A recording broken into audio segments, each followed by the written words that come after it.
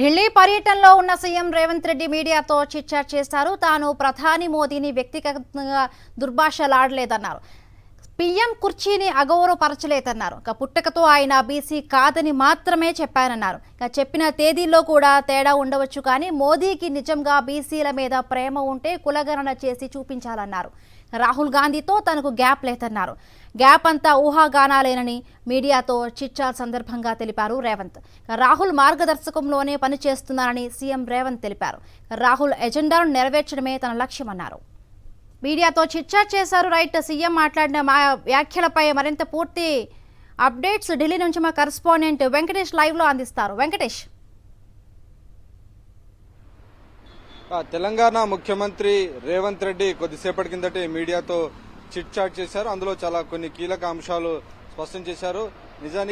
నిన్న ప్రధానమంత్రి నరేంద్ర మోడీని లీగల్లీ కన్వర్టెడ్ బీసీ అనేటువంటి వివాదాస్పద వ్యాఖ్యలు చేసినటువంటి నేపథ్యంలో ఈ అంశం పైన బీజేపీ పెద్ద ఎత్తున విమర్శలు గుప్పిస్తుంది. సో ఈ అంశంపైన ఈ రోజు కొద్దిసేపటి కిందట సీఎం రేవంత్ రెడ్డి వివరణ ఇచ్చారు. తాను ఎక్కడ కూడా ప్రధానమంత్రి నరేంద్ర మోడీని వ్యక్తిగతంగా తిట్టలేదని, కేవలం ఆయన పుట్టుకతో మాత్రమే బీసీ కాదనేటువంటి విషయాన్ని చెప్పానని, తాను చెప్పినటువంటి విషయాన్ని కిషన్ రెడ్డి కూడా చెప్పారు. ఆయన 1994లో ఆయన కులాన్ని బీసీలో చేర్చినటువంటి విషయాన్ని చెప్పినటువంటి విషయం కూడా ఈరోజు ఇష్టాగోష్ఠి సందర్భంగా రేవంత్ రెడ్డి వివరించినటువంటి పరిస్థితి. నిజంగా నరేంద్ర మోడీ గనక బీసీల పైన ప్రేమ ఉంటే ఖచ్చితంగా దానికి సంబంధించి జనగణనలో రాబోయేటువంటి జనగణనలో ఖచ్చితంగా కులగణన చేసి తన ప్రేమను చూపించాలని రేవంత్ రెడ్డి సవాల్ విసిరినటువంటి పరిస్థితి. సో మొత్తానికి ఈరోజు ఈ అంశానికి ఆయన ముగింపు పలికేటువంటి ప్రయత్నం చేశారు. తాను ఎక్కడ కూడా ప్రధానిని వ్యక్తిగతంగా తిట్టలేదు, కేవలం ఆయన ఫ్యాక్ట్స్ మాత్రమే చెప్పేటువంటి ప్రయత్నం చేశాననేటువంటి విషయాన్ని రేవంత్ రెడ్డి చెప్పే ప్రయత్నం చేశారు.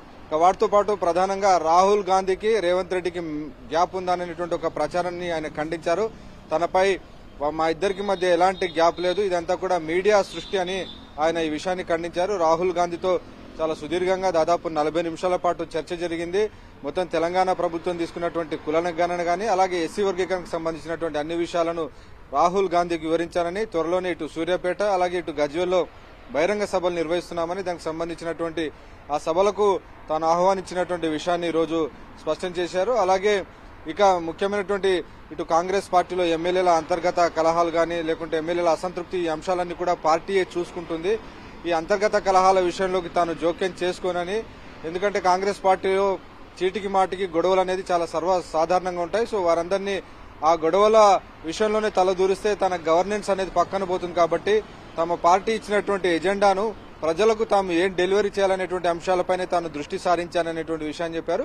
సో దానిపైనే ప్రధానంగా దృష్టి సారించాను తప్ప కాంగ్రెస్ పార్టీలో ఉన్నటువంటి అంతర్గత కుమ్ములాటలు గానీ, ఎమ్మెల్యేల అసంతృప్తి, ఈ అంశాల జోలికి తాను వెళ్లదలుచుకోలేదని, ఆ విషయాలన్నీ పార్టీయే చూసుకుంటే తాను కేవలం ప్రభుత్వంలో ఏదైతే రాహుల్ గాంధీ ప్రజలకు ఇచ్చినటువంటి మాట నెరవేర్చడమే తన ధ్యేయం అనేటువంటి విషయాన్ని ఈరోజు రేవంత్ రెడ్డి విలేకరులతో మాట్లాడినటువంటి సందర్భంలో చెప్పారు. వీటితో పాటు ఇటు బీసీ కులగణనకు సంబంధించి త్వరలోనే చట్టాన్ని తీసుకురాబోతున్నామని, ఆ చట్టాన్ని అనుసరించి ఆ ఏ కులానికి ఎంతెంత రిజర్వేషన్ అనేది దాని ప్రకారం ఆ యొక్క ఫలాలు కానీ ఆ పథకాలు వర్తింపజేస్తామని చెప్పారు. చివరి అవకాశంగా ఈ కులగణనకు సంబంధించినటువంటి అవకాశం ఇచ్చాం. సో దాని ద్వారా కంప్లీట్ గా 100% తమ సర్వే పూర్తవుతుందని కూడా ఆయన సవాల్ విసిరారు. దేశంలో ఏ రాష్ట్రం కూడా చేయని విధంగా తాము కులగణన చేసి చూపించామని, నిజానికి ఇందులో తప్పొప్పులుంటే ఇటు కేంద్రంలో ఉన్నటువంటి బీజేపీ ప్రభుత్వం జనగణనలో కులగణన చేసి తన తప్పుంటే నిరూపించాలని కూడా బీజేపీ నేతలకు ఆయన సవాల్ విసిరినటువంటి పరిస్థితి. సో ఈ సవాల్ను బీజేపీ నేతలు స్వీకరిస్తారా లేదా అన్నది మనం చూడాలి. Right, thank you Venkatesh.